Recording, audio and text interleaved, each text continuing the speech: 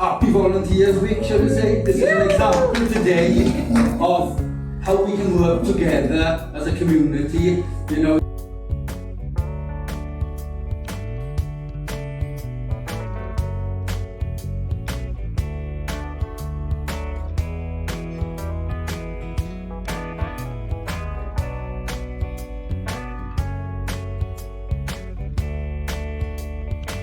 So as a council, we understand that in a rural community it's difficult for people to travel to access services outside.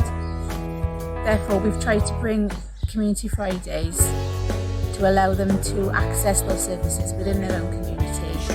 So they wanted us to collaborate with them on their Community Friday, so we came to visit. They kindly gave us the hall. So what it allowed us to do is to bring Eto on tour. So it's bringing it into the community.